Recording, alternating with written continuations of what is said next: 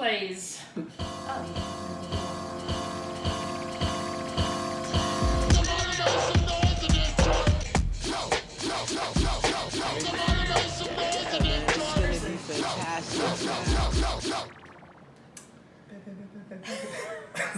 We actually have like a couple of years now.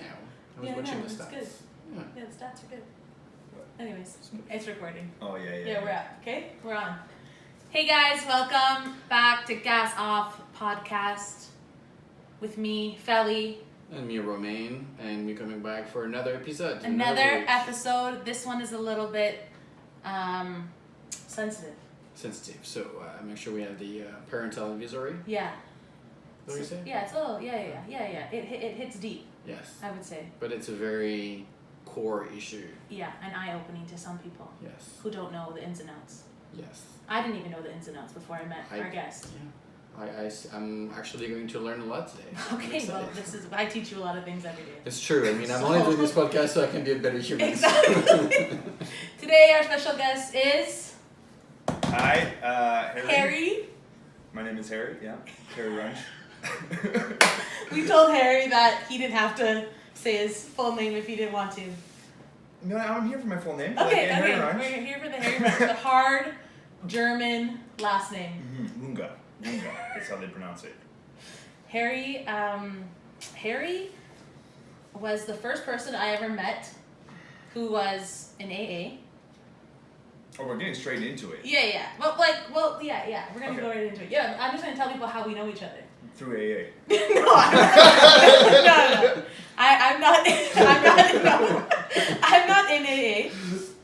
Harry was the first person I met who traveled life in that way. Right? Is traveling. Is currently traveling in that. But it's funny enough, Harry and Romaine, both who I've met through the industry, have one thing in common. Oh, do we? Yes. You didn't know? All of my girlfriends hate Felicia. Oh! All of them. Well, I'm so glad to meet you. All of them. So there we go. We have Not a single one. Hey, it's so funny. What is it about you? I wonder. She's very special, very caring, open. I'm gonna just sip my water here. Well, my current girlfriend actually really loves you. Yeah, see? So we can make there change. is the new Progress. Yes. She actually demands you make more fun of me. See? So There's hope. There's hope. There's Okay, hope. okay. There's hope. Shout out to hope. Yeah. Well, that was it. That was the only funny moment of this whole episode. Just got it out there. And I'm going to crush you. Okay, so Harry, you've been sober for 6.5 years. that's a long time in sober living, right? Yeah, I mean every day is hard. So 6.5 years, I'm very grateful for it, and I mean we always say you only have today, so it's really not about the 6 years, but yeah, I'm still going strong. And you've been in so many restaurants in Toronto, like a lot of popular restaurants, I would say. Yeah, we've worked together. No, I know we've worked together. But you were at Nota Bene. Yeah. You worked with Susser. Yes. Who else? JK, Jamie Kennedy. Yeah, a lot of classics. Yeah, a lot The of classics. The old world kitchens. The old world, Yes. yeah. Where a lot of that stuff kind of stems from, right? I mean, it festers. It Yeah. festers in those very intense work environments, 100%. I wouldn't say it stems from, though. What would you say? I mean, working 12-hour shifts, feeling the grind, more in a military-style kitchen, I'll say. You definitely leave shift feeling beat up, and the first thing you want to do is find a release, find an escape from what could have been 8 hours of hell. Right. Yeah. So tell us a little bit about addiction, drug addiction, alcohol abuse. We all know it's a disease, It's not like something you choose to. Yeah, well, that's the first thing. It is a disease. It is not a choice. No one understands why people are alcoholics or addicts or why they suffer from the illness. There is no common cure. So that's the first thing. It could happen to anyone. You find it all over the place. I would say that the industry makes it easy to it fuels that. Yeah, it's you're working long hours. You're very close to the people that you're working with. You're in food and beverage, so of course alcohol is always around. You're getting off late night, and what is there to do? I mean, yeah. The only thing that's open at this time is bars. Yeah, it's not like you're going to the park. Yes. Well, now you are. Well, Now you're actually going to the park Yeah, to drink and do drugs and do like mushrooms and shit. You're right. So Yeah, you're maybe it's even worse now. Yeah. But like you've made lots of mistakes along the way. Yes. Right? Oh yeah. Lots of bumps in the road. Bumps in the road. Yeah, recovery is not does not come easy. You definitely got to work for it. I mean, should we get into the beginning or? I mean, yeah. Like, why don't you start by like talking about where this all started? Like how, you know. Okay. I would say I was very young when I realized something was different about me, and I first noticed that in whenever you talk about people's direction, university, college, you know, just the things that are supposed to happen. That's what you're told as a young kid, or you know, your teachers are always just telling you this is what's next, and then that'll happen, and then you'll get married, white picket fence. That's it. Yeah. I noticed at a very young age that just didn't sit right with me, and I just knew I was different. I would say that looked like acting out. I was definitely a bit of a mischievous child, and it was very early on that I found alcohol. I was 11. Wow. When I started drinking. And by 14, 15, I've already tasted cocaine. So my whole high school career was pretty much drugs and alcohol until I finished with school. Finished? I personally finished with school. Yeah. And right into a restaurant. You know, fast cash, willing to take an eager body. I always definitely had a strong work ethic, and I'm eager to please, and I'm a quick learn. I immediately love the industry, the energy, the people in it, and I also found others who identified with me and wanted to party the way I did. That was the other thing. I was young, right? So a lot of my friends, they weren't doing what I was doing. Yeah. So as I started working in restaurants at 16, and by 17 I was kind of like a part of a crew that was like partying regularly. Yeah, so you want to like kind of that, maybe is that fault to like where you grew up? Like downtown Toronto, like in the scene. It was like east, like, cause like I grew up in Toronto, just like not downtown, but like that was never exposed to me. Yeah, I don't know. I wouldn't say it was a part of a scene. Because you think about like small towns, you hear about like the dirty schwa. Can you say that? Yeah, shout out to the dirty schwa because like, it's dirty. So you know, like I think it's very, drugs and alcohol are very prominent in small towns, and I don't know what it was. I think you know, I just gravitated towards a fast and furious, reckless, exciting group of people. Yeah. What's it like? What's like drugs and alcohol and friends? Well, I mean, it's pretty much like, it started early for me too. Because I mean, when I was in the door room, I was 15. And already there was weed everywhere. So it's more like around like weed and like cocaine, harder drugs, not so much when I was 15. But my schoolmates were already dealing drugs within the premises. Mm-hmm. I think I smoked my first joint when I was like 14. So I think again, alcohol is the same. You start really early.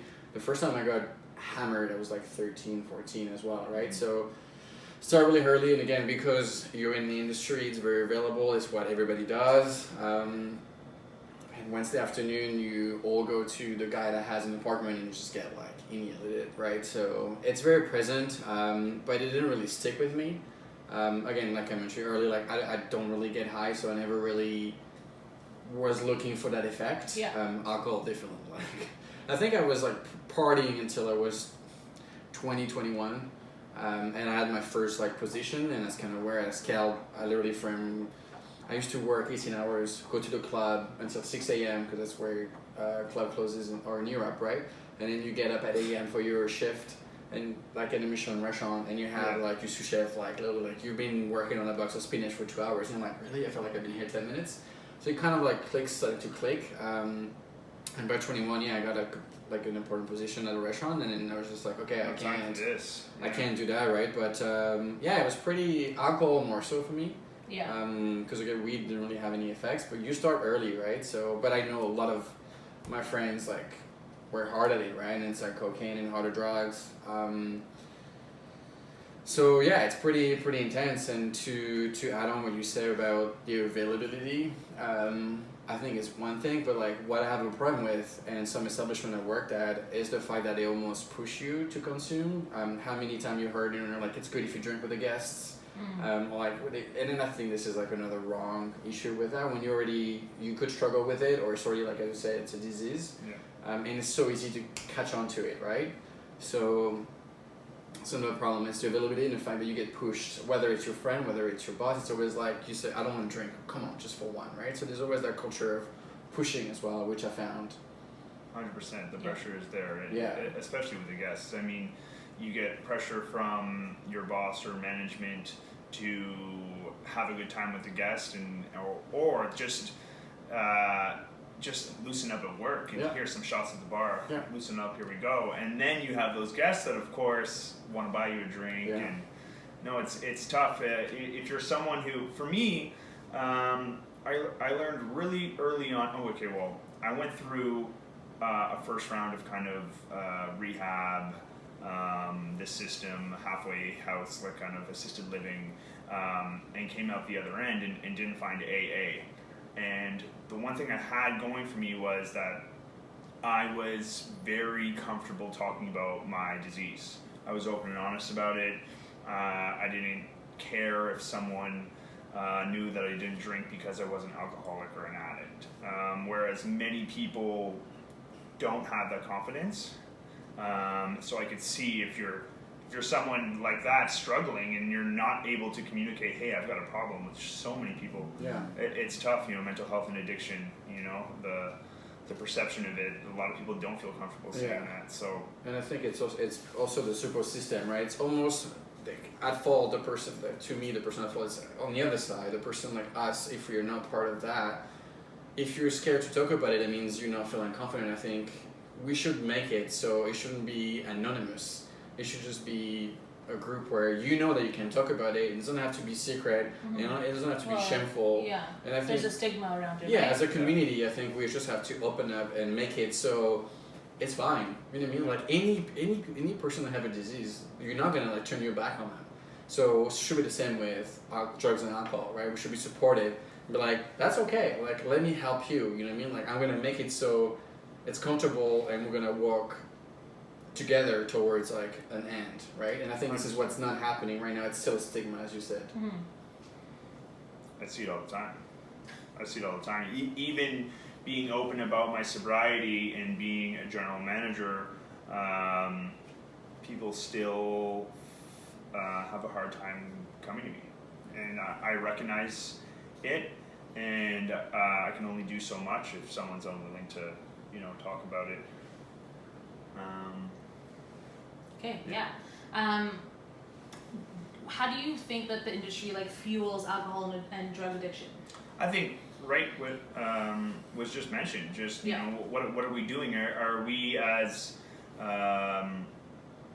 managers creating a safe environment for people to come forward, or are we recognizing? And I mean, I just heard it the other day. I should say that, but it was there were suspicions that an individual was going through something. But what happens is you have to protect the business, right? Mm-hmm. So it comes down to like legally what can you do and what can't you do, and you know, HR is present, and it's you're creating an uncomfortable environment. Yeah. You know? For that person to admit or like have their faults kind of exposed. Yeah. So it's like it's as much as you're wanting to help this person, it almost becomes about, okay, we need to protect the business and identify an issue or get this person to come clean about it, so in future we're covered. You know, and that's got to change.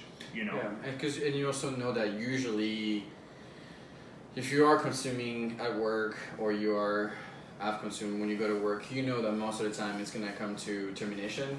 So it's really hard to come forward about it if you know that it's gonna result in you losing your job, right? So that's also, and I'm not saying it's right or wrong. I think you have to look at the problem maybe a different way, and I think as an owner, as a manager, maybe we should have come as like a support system rather than just the automatic fire, because how is that going to help the person if every time you get a fault you get the hammer on you? It's not like support, it's not help, it's almost like what are you going to do when you get fired? Most likely you're going to consume even more to kind of wave the that's a big thing, how like the industry fails people with addiction and mental health issues and drugs and alcohol, and doesn't really have any systems in place to set them up for success and help them on the rehab journey, like a lot of big corporations kind of do for a lot of their employees who are suffering from that.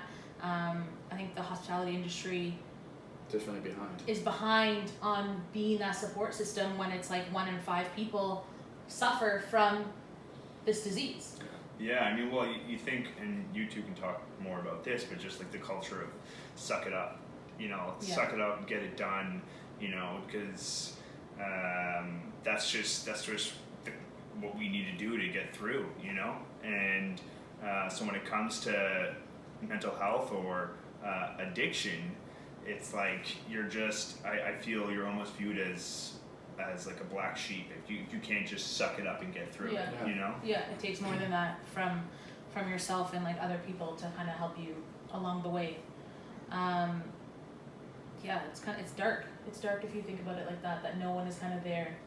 Because it's that's basically your career, and no one's there to kind of take you under their wing and assist you in taking those steps to be better. Which is funny because we always go about mentoring and how we're such an industry that, like, as you say, it takes someone under their wings, but the second they kind of get out of the path, we don't want them anymore. Kick them out. And it's so fast, and there's just no coming back, and it's kind of, you know, it's too easy almost, you know, and it's like, oh, like you want to act like you're this superstar and you're the best, and then the second there's a problem or hiccup, you kind of like get rid of whatever that was given to you, right? So it's really, I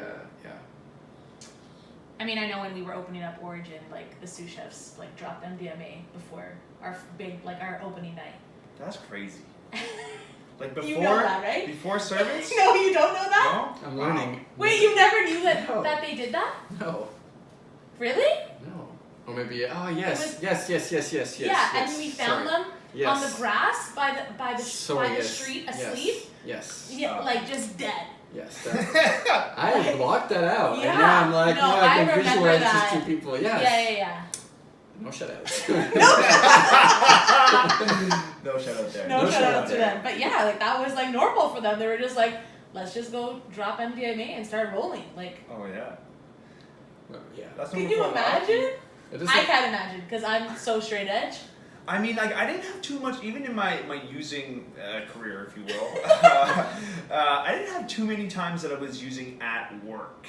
But I can totally see, I mean, there's many times I went in on a 0 sleep or binging for a couple of days and going in multiple days without sleeping. So, for whatever reason, I would never use on those days to get me through work, but I can totally see and have caught other people doing just that to just get through their shift. Yeah. And it's crazy. I remember when that was me, thinking, I'll never do this again, I can't wait to get through this shift. Oh my God, please let me get through this shift without making a mistake, getting yelled at, whatever. Just filled with fear. And then as soon as we close, I can't wait to get out and do it again, and I'm so excited, and I feel good that I wasn't caught, Like and so like hearing that, like it just made me realize, and like I said at the beginning of the podcast, we're going to learn, and now I'm like, we're literally, our industry is like causing that, because I don't think any other industry, they start a job being like, God, please help me going through a shift. Yeah. Don't get me wrong, there's a lot of hard job, like we've said in the other episodes, where not saying this industry is the hardest, but how many times have I heard my dad being like, I would love a drink, I would love something to help me cope with service, which is an hour and a half, or 2 I can't hours. wait to drink after the service, or like beers after service. You know what I mean? Which really shows how intense and how like crazy, and maybe we have to look at the problem on the other end, and it's maybe not like, why is this happening? Yeah. What are we doing wrong? What is kind of like, where's our job creating that need, like that, because we're scared, we're like stressed, right, we're like anxious, so it's maybe like a bigger rooted problem, because I think our industry doesn't allow for people to take sick days. We don't have any paid sick days. You barely have a vacation. Even a break during your shift. If you call in sick, Yeah. even you call in sick, you're gonna be ridiculed for weeks. And like I can say that I am. I've done that before to cooks, where it's like, oh, you're fucking calling in sick, like you just screwed the entire team. And it's hard. Guilt, you guilt them into basically coming to work, and that's like the bad habits that I think we all have in the industry, where it's like we don't support people. Yeah, we don't recognize the bigger issue happening here. Yeah, like why are they calling in sick? Yeah. Is there a mental illness happening? Do they need support from us? Are we following through with trying to help them get through whatever they're going through, or are they just? Are we just writing them off? Yeah, exactly. No, Like, that's what I think. That's where I really think this. It's like there's like the person that deals with it, and there's a layer of the person that deals with that person, which is the chef, the manager, that has to do with the consequences of you not showing up or you not being in a state of working. But I think what we're missing is the echelon that's up top, which is we are not set up so we can actually take care of someone that's sick. We're not set up to take care of, oh, you're not showing up to work, no problem. I can pick up from my pool of workers and then it gets replaced and then we're all good to go. Yeah. So I think we are in such weird industry that talent is required, and if you're a chef or if you're a commie or if you are your position it's hard to replace, right? So we don't have the systems. I think it's another problem to support.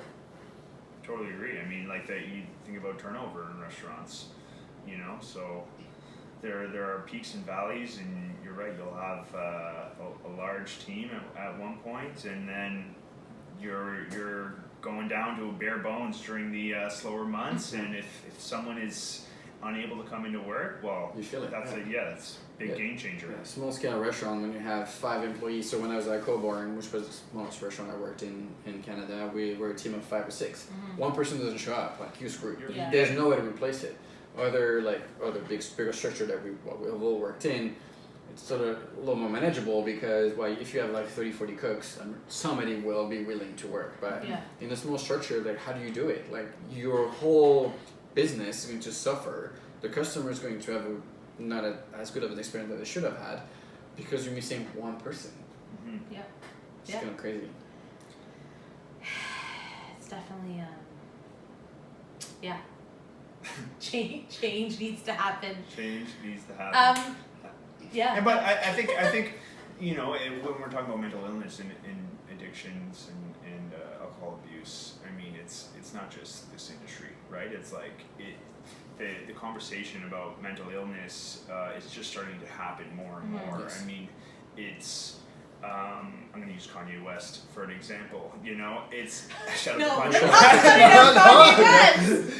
Well, like he's such this he's a force in pop culture, and he's obviously, he's a household name, and still when people hear the things he says or see him ranting or kind of going off, they don't realize, they don't connect that this is an individual who is in the middle of a mental health crisis, right? Yeah. So as much as the restaurant industry fuels addictions and alcohol abuse, The music industry is pretty out there. well, just society, we're not ready to talk about Yes. it. We don't understand. I mean, like, look, there's like one day a year that's dedicated to the mental illness, like the bell that stop. but it's like not even. It's a day. Yeah. It's a day. One day. Yeah.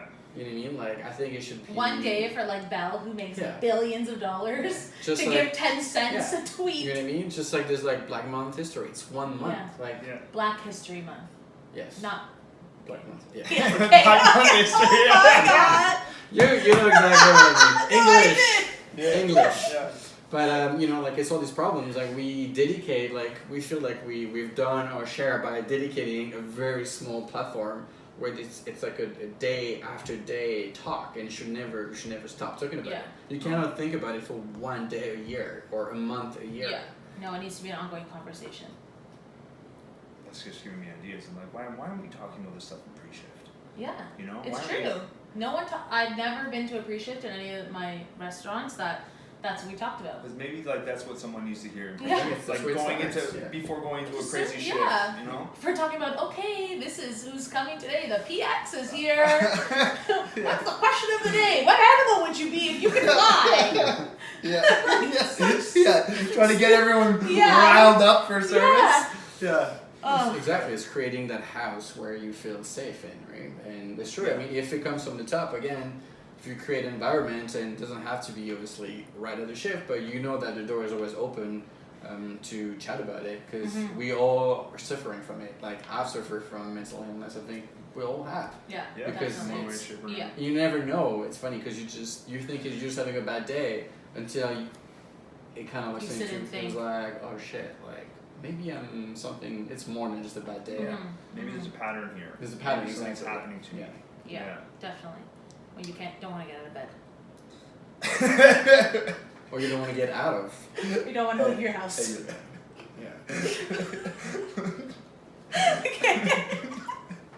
We're getting too dark. Yeah, we're gonna do straight depression. Yeah. Just taking Go a turn. straight into a hole. I mean, they're all connected. They're all No, I They connected. know. all are. Yeah, exactly. And then everybody like kind of deals with it in different ways. Yeah, I mean, like during COVID, like that first month where I was not working, I would like Well, you could have watched my videos. That would have Yeah, like right. make your day better. absolutely not. I would like wake up for like 2 hours and then have an edible or smoke weed, and then just so I can fall asleep again. Which is shocking to me. No, I know. Like I've known you for 6 years and you're blowing my mind right now. No, I know. I literally would wake up, have breakfast, and then be like, well, what else am I going to do today? I'm just going to smoke and go back to sleep. Yeah. That Because- was like, there was nothing else to do. I was like in a hole. Yeah. Yeah. No, I mean that's I mean, and again, like I make fun of them, but the videos were a way for me to not fall into depression or not fall into like my own mind. Yeah. Like, because I can get up, do my little mise en place, like you said before, set Yeah. up a camera, do a video. That would take 8 a day. That would take me like 4 or 5 hours. Yeah. Yeah. And you feel like you've accomplished something. Exactly. Yeah. I had no motivation to do any of that. Yeah. Yeah, but I Zero. mean, I'm sure if I would have not done it, I can see myself, because I hit hard depression in the winter around January. So I had a trip to Indonesia. I was supposed to go to work for. Anyway, long story short, I got like fucked over big time, and I went right into depression because I saw my bank account going negative after Yeah. that trip, and I just didn't know I was depressed, and I was like, oh no, like I don't want to see anybody, I don't want to do anything, Yeah. and I got out of it just as COVID started. So I was like, okay, I need to make sure my head is somewhere so I don't go back into that like state. Yeah. Yeah. Because I didn't do any drugs and alcohol, So you but can it could have imagine- come from there. After. You can imagine, so like the definition or a general description of an alcoholic or addict would just be when I start or when someone starts drinking, they can't stop, Yeah. right? Like that's the difference, right? Yeah. So you can imagine someone of yourself who's feeling like that. Yeah. If you suffer from the disease, then it just takes literally one drink and And it's over. Yeah. you're gone. Yeah. So there's there's two things compiling there. It's mental health anxiety, depression, whatever, Yeah. coupled with the fact that you can't find that same escape, or Yeah. you can't escape the same way your peers or your friends, and then you also look at them and you're like, why can't I do that? Why can't I just have a joint and then go to bed? Go to bed. Yeah. I mean, it wasn't great. It wasn't a good time. But yes, yeah. I mean, you went to bed. I literally was in my dark room for Yeah. like hours at a time. Yeah. I would go out for walks every once in a while, but like blackout curtains, like my bedroom was black. You got blackout curtains? Yeah, yeah. It was like no one talked to me. I don't want to call anybody. Yeah. Sometimes work would call me and I would be like stoned and I'd be like, oh my god, they know I'm Yeah, the paranoia kicks in. They know. Yeah. But that's a bad cycle to get into if you can't help yourself get back out of it. Well, that's the thing. You can't help yourself. Yeah. And I think that there's one thing I want to say here. It's like, that's the misconception that like someone who is in the depths of addiction can help themselves, and I always thought, oh, I'll clean up one day, I'll move to Nova Scotia, I'll do Habitat for Humanity, I'll move myself somewhere and help other people and get clean and sober, and that's just that's not Doesn't happen. That's not what happens. So talk about a little bit about your recovery process. When you decided to make that switch, or did someone help you? The decision was forced upon me. Okay. It was forced upon me, which usually happens. I literally had burnt every single bridge. I had nowhere to stay, and my parents said, "You can." I think I was 21 or 22. My parents said, "You can come home if you agree to go into a detox and then get help." And that was the first time I entered the system.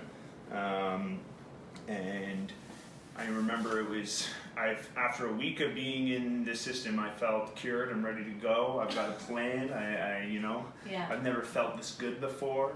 And I had a counselor he broke through, and he was essentially just yelling at me, saying that person, that confident individual who had been clean for a week is actually, that is the addiction. And that if I were to beat this, I needed to give up and just humble myself and take direction. And at that point, I figured, what do I have to lose? And I did that. And I got 2 years of sobriety out of that. After 1 week? No, sorry.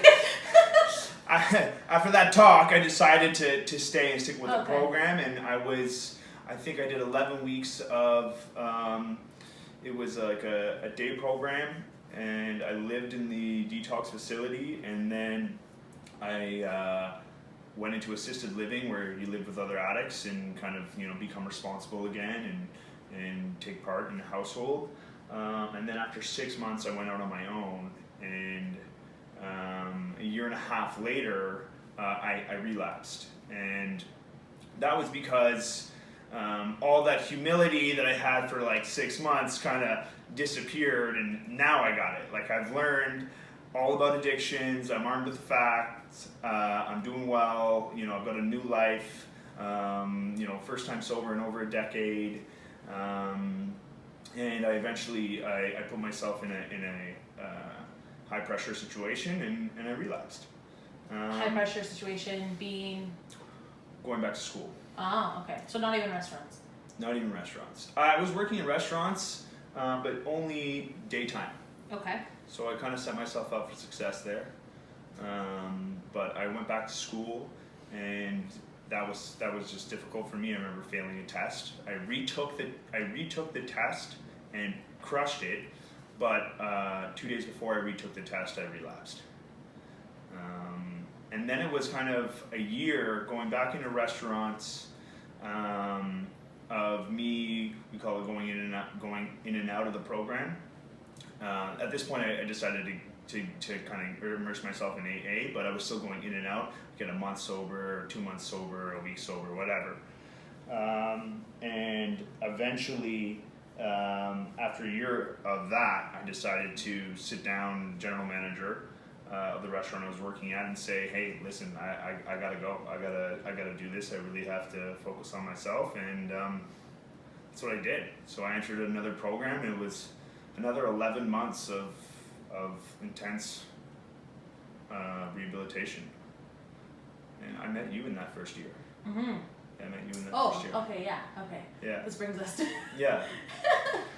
Yeah, I mean, yeah. There's like the rehabilitation program, but the second time around, what it was is I found AA. I wouldn't say I'm an active member of AA now, but at that part of my journey, AA was incredible for me. I truly believe AA has changed my life. It has given me the tools I need to live a sober life and cope with, just stress and anxiety and anything that's thrown at you. And over the last 6 years, I've stayed very close to the program. I've got a sponsor.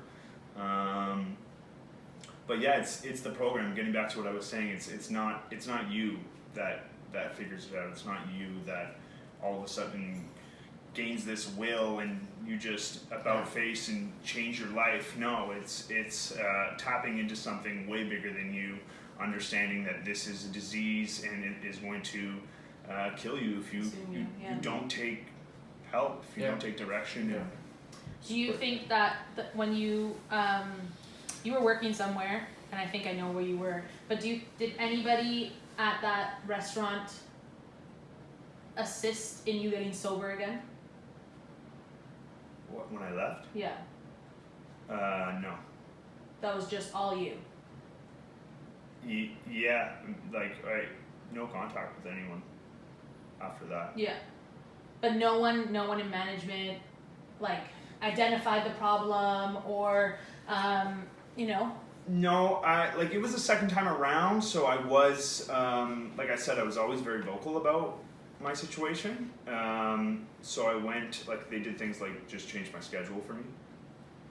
I said I can no longer work nights. I need to get back to working lunches because at night times I go to my AA meetings, yada yada. Besides just not judging me. Yeah. Which was great. Which I think is, it sounds silly, but I think it's a good start. Yeah. To not judge people, and I think that's like the minimal. Yeah. But I don't think it's always the case. So. That being said, people who knew about what I was going through still offered me alcohol at times. There was a couple times where, whether it's they forget or at any rate you're at a position where you're clocking out and someone's pushing a pint towards you. Yeah. So it's tough when you work at a bar and a restaurant. Yeah. That behavior and that post work drink is like the root of all evil. Yeah, but I think this is part of the process, and I think again because it's not spoken, maybe sometimes it's forgotten. If you knew, if it was. Was that word forgotten? Forgotten. Yeah, right? yeah. Okay. You nailed it. I just had to make sure everyone Did I else. not say it right? No. You did. I got it. Thank you, I appreciate it. Clean out So you see, it's actually Felicia and not me. But I think it's everybody's aware of it within the premises. I think that will never happen, but because we don't talk about it, because it's not like inside people's brain, they forget. Yeah. That means you don't talk enough about it. You talk about it enough. Otherwise, you will never forget about something that important, because it is super important. Super important. Because you're part of without doing anything, you can be part of the solution. Yeah. By literally just not offering a drink. Yeah. It's already a big support. Yeah, no, 100%. I'm one of the lucky ones. I'm extremely grateful to be sober today. And sadly, there's just a lot of people who lose the battle. Yeah. It kills a lot of people. I know a lot of friends, a lot of coworkers that are just not here because they couldn't get the help they needed, didn't accept the help they needed, or it wasn't given to them. Or it wasn't given to them.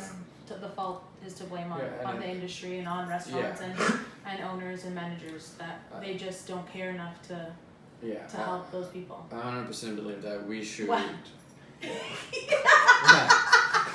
gunning for the industry. No, but it's so This easy. is what Gas the off, gas this off. podcast is about what the industry needs to do Yeah, need to hear. change, Yeah, and need to what hear. people outside of the Yeah. industry don't know what goes on. And maybe there's a person who's not in the industry who is listening to this, who is willing to be the voice of reason to any owners and operators and general managers that can assist in financial or learning. Yeah, or just being a part of and just being Yeah.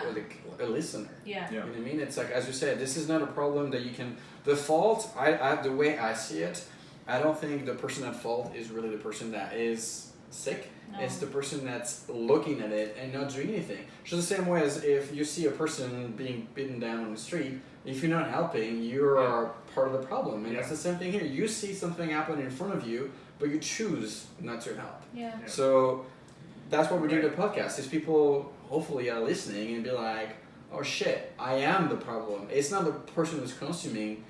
That person is sick. You cannot blame them. Okay, they need your support. So it's up to you, and it's so easy. And I've had people, friends of mine, calling me, be like, "Can I just like talk? Yeah. Can I just like get it out? I'm not doing okay. All I need is an hour of your time, and I need to talk." Yeah. How hard is that? To just fucking sit down, Talk listen, to someone. and then make them feel like they're important, and make them feel like we're gonna be okay because you're not alone. And I think that's the key. You are not alone, but we outsiders have to, like take the hand and be like, listen, like it's not, we're gonna fight together because like you're not a poison. And I think that's people are scared of. They think it's like a poison, it's contagious. It really isn't. You're not gonna become an alcoholic because you're helping a person that's suffering from it. Yeah. I mean, you're right. Like it's like the perception of, you think about the perception of someone who is diagnosed with cancer. Yeah. Or it's got some other illness. Your immediate reaction is, oh my god, like that's horrible news. Oh my gosh, how can I help? Yeah. Where people don't even want to acknowledge or are aware that this person who is obviously hungover day after day, they're just viewed as a burden. Yeah. They're just viewed as a burden. Let's get this guy off the team. Mm-hmm. So Sad. that's got to change. Very sad. That has to change. What's your, how do you socialize now in the industry, outside of the industry? Why are you laughing? I'd use that term loosely, socialize. I mean, yeah, none of us have a social life. I told Roman, like, this is the first time people are at my house. This is the first time I've been to your house, Felly. No, I know. No, this is the first time people have been in my house since before COVID. Yeah. No, We're this very is privileged. yeah. But yeah, like, what's your social circle like? I know, like, you kind of hang out with just about anybody. Yeah, I mean, in the beginning, there was like this, you want to not test yourself, but you want to kind of do all the things, because there's so much change happening. So you want to kind of keep some normalcy, and you go out to the bar after work, or you hang out with old friends, and you quickly realize that I just don't connect anymore with that. So there was definitely a learning curve. I wouldn't say I really take part too much in the extracurricular activities that happen with people at work, unless they are games nights, going out to eat, like big on charades, sports. Like I'll get together, play some basketball or stuff like that. Shout out to all the sports. Shout out to all the sports. Like my life has changed. And you know what it did? It made me kind of like you when you were 21 and you're like, I can't do this anymore. I got to focus on my career. Yeah. And that's what happened to me. I was like, I fell in love with the industry for all the right reasons, and started focusing on my career and saw great growth and development within a short period of time. And a love for the industry and the scene. And so, like I would say I'm still a part of this scene, but it's just more going out and eating and enjoying. Which is, to me, it's one of my favorite things. It's just like go out and eat. Yeah. Because there's such a thing as being in a vibe. If you're with someone that drinks, a lot and you're not, Yeah. you're really not connecting because you're like, I'm not like on your scale. Like I'm not like whatever you see right now, I don't see. So it's hard to enjoy. But I think to me, and because I guess we also getting older, but having dinner, it doesn't have to be around alcohol. Fueled, Just, I never drink at dinner. You know, like just good food, good friend, like good music, like it's enough. Yeah. It's enough to totally. have a good time. I don't need it. Chocolate milk. Chocolate milk. Oh my gosh. Harry So all the loves servers that laugh at me when I order milk at a restaurant.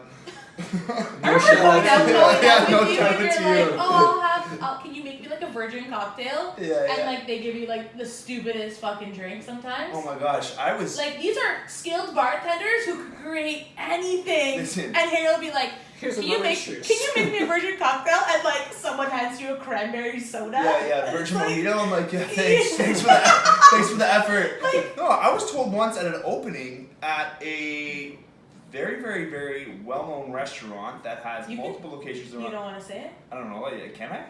At Momofuku, Ooh. at Daisho, when they opened, I was, from my server, I was asking him if they had any non-alcoholic beverages other than pop, if they make me a mocktail. Yeah. The answer was no, and I was just like, you don't have any lemon, like just something super simple.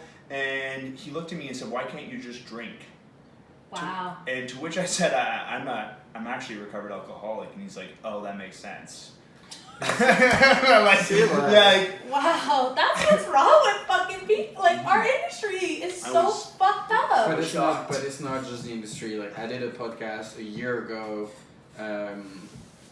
with Taylor Nolan, and then the episode was actually around veganism and also drinking, and we were talking about how, because she doesn't drink, and how she gets so much judging, whether from the person she's with her friends, with the person on the other side of the bar, when she asks for a mocktail, and it's always like, oh, and the person is like, well, I guess like I'm not gonna drink if you don't drink, like giving so much like attitude, and I was just like, it's so true. Sometimes I don't want to drink, and I don't want to get that look, or like when you order, let's say, beer and a mocktail, and you're with a girl, and then the girl's gonna get the mocktail, and you're like, no, it's for me, and the guy, what's wrong with you? I said sorry last night when I ordered my cranberry juice. But again, that's so wrong. When I go out to eat, because I don't drink when I eat there, I feel so judged by like servers when you're not ordering booze. Also maybe because I just want for sure it's a tip thing, but like I don't want to drink. Go for it. I don't feel like I just want water. I want to be healthy. That's it. Like why do I have to drink to please you? No, it's true. I mean, like, who says that it's automatic, right? I mean, of course, as a restaurateur, that alcohol is where we make our money. Yeah. But there's enough people that drinks that like, 1% wants like, and I've been to so many restaurants that actually put the effort to make, like, the bartender is like, oh really, like let me create something, and it's super excited, and then drinks is awesome, and then the person is like, I'm actually jealous of your drink. It's not difficult. It's like, it reminds me of 6 years ago when someone was, well maybe not 6 years, 3 years ago when someone is like, can you make me something vegan? And you'd be like, here's bowls of rice. Because we were just like too lazy to think, but there's so many things that can be vegan. Watching my cookbook. Oh my god. But it's something with drinks. It's so many, literally, it's endless. But whatever you can make with alcohol, you can make without. Period. And make it taste good. Yeah, and all I really need is chocolate milk, If any brand. Let me pour you a glass. Let me get the ASMR of the chocolate milk in the glass here. Okay. Have your sip of chocolate milk. Yeah. Is it good? Amazing. There you go. Amazing. You know how much joy that brings me. No, I know. Shout out to the dairy farmers of Canada. Shout out to adding chocolate to your milk. Harry's your #1 consumer of chocolate milk. Sheldon Creek. He loves it. I love it. I love Sheldon Creek. What are the steps you take to stay sober? I mean, like I said, you kind of are given a toolkit through AA. You go through a process. There are steps, and a lot of it is learning how to be totally honest, at least with one person, that is my sponsor. And through that honesty, you have a You have someone who is able to, one, identify with you and what's really going on and give you direction. So constantly checking in with my sponsor and checking myself and I would have been very invested in the community at AA at one point. I definitely should reinvest at this point, but yeah, just staying connected with people who are like me. I think a big part of sobriety is knowing when you have too much on your plate. Noticing the anxiety creep up and being humble enough to either take another job or cut a toxic individual out of your life. Identify those like characteristics, those bad behaviors that you kind of gravitate towards, and then when they pop up, you know something's wrong. Like if I'm doing this, then I need to do some soul searching and figure out what I need to change. Mm-hmm.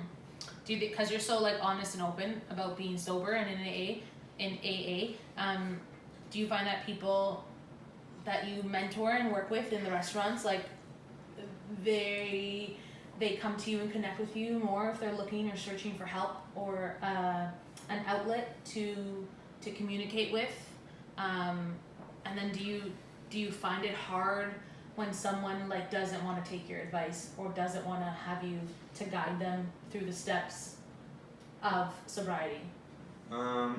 You would be surprised how few people actually approach me. I'm very approachable. I mean, approach me on the subject of alcoholism and addiction. And I think that's like once again just coming down to people not feeling comfortable enough to identify or cannot identify that this is what's happening to them. With the people that have approached me and I've given direction or even taken to a meeting, if people don't follow that path, do I get upset? No. I mean, because you realize that the power is not me. I am not the one who kept me sober, who got me sober. I'm not going to be the person to get someone else sober. All I can do is be an example of the solution and the big book and the steps and lead by example. You know, and of course, you know, check in and say, what's going on, how you doing? You know, you want to talk and just always be there, but no, you don't get upset, because if you get upset, then you'll turn someone off from turning to you later in the future. You know, you always want to keep that door open. Yeah, I think people should know how like powerful AA actually is. Oh my gosh. Should give them a shout out. Shout out to AA. You once told me a story about the airport. The airport, yeah. And like that story has like it's incredible. It's so moving and so touching. Where someone was having like anxiety. She was I think 5 or 6 years sober. She was getting on a flight. It was a business trip, and for whatever reason, things weren't going her way in the last month, and tensions were building. And she had a thought: I'm going to use if I get on this plane, and they come around with that cart. They offer me wine. I am going to drink. Mm-hmm. And this is someone who has got years of sobriety. Yeah. She called her sponsor, and I guess her sponsor was in the loop about like the AA scene down at the airport, and she just said, go to any kiosk or any whatever desk and ask for Bill Wilson. Bill Wilson is one of the founders. Say, hey, I need to talk to Bill Wilson. And she's like, what? Hung up the phone, and she did it. And within 5 minutes, she was swarmed. They put out a call on the speaker system, Bill Wilson to whatever, and just tons of employees that worked at the airport who were all in AA came, found her, took her to a corner, and they had a quick AA meeting right there. Yeah. Yeah, it's incredible. The quote, yeah. That's incredible. I think that's one of, I mean, not like I know, but it seems like it's one of the system that actually works, and it has a lot of like power and support, so it's good. It's kind of good to hear that, that something actually works. Yeah. What is it? It works if you work it? It works if you work it. That's the AA mantra. I use it. It honestly works in anything. I literally use the what's the AA? One step at a time. No, the other One day at a one. time? No, it's like how does it go? The Serenity Prayer. Yes, I literally do God that. grant me the serenity. Oh yeah. In the middle of the shift. In the middle of like sort of like God grant me the serenity. Yeah. To accept the things I cannot change, and then you walk over to a guest and get screamed at. And you're like, yes, I know. I'm sorry. We are horrible. We suck. Whatever We you fucked want. up your dinner. Whatever you want. Yeah. It's supposed to be sparkling water. I know. How dare you have flat? Yeah. What do you want to see change in the industry in terms of supporting people with drugs and alcohol addiction and mental illness, and who do you think should be at the forefront of making those changes? It'd be nice to see the ownership, but I think the managers should really lead. They're the ones who should be caring about the well-being of their teams. I'd love to just see the conversation grow and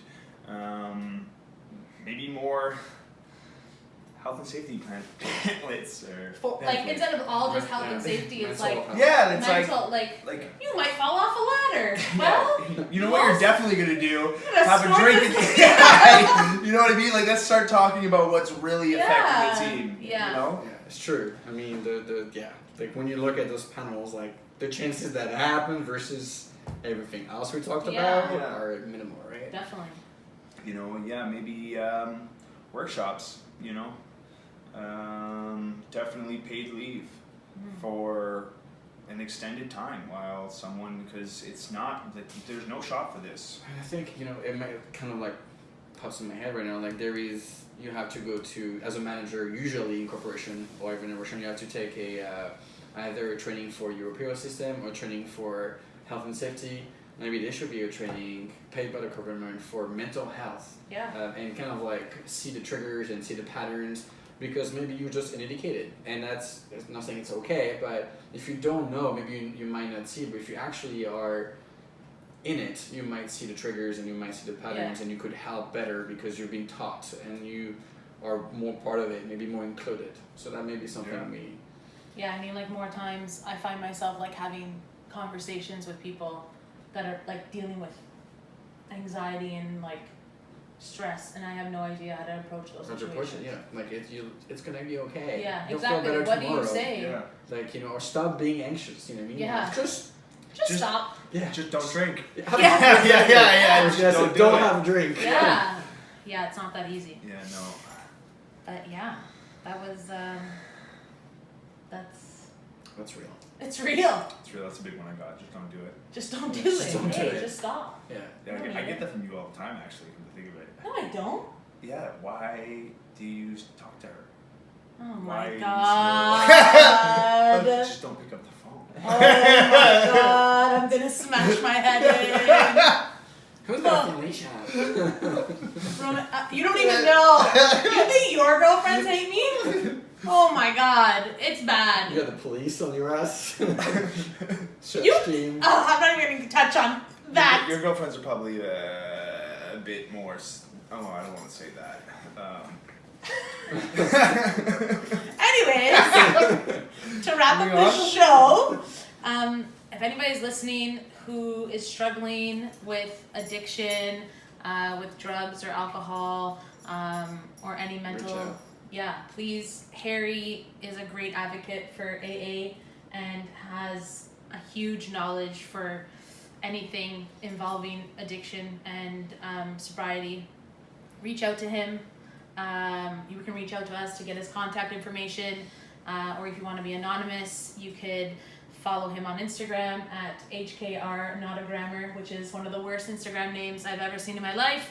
But It's very simple. Harry Runge, not a grammar.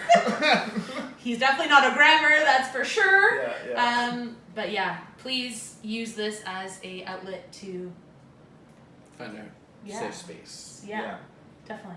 Thanks for listening. And shout out to AA again. Yeah. Yeah. Shout out to AA. Shout out to AA. Shout out to church Thank you basements. for yeah, man. Shout out to all the church basements, keeping that alive. I've been for to the real. church basement. I've been to the AA. Oh, lovely. Okay. Thanks, guys. Thanks you. for listening. Thank you, Harry, for coming. We'll see you guys next week. See you guys next week. Thank you for listening. That's a wrap.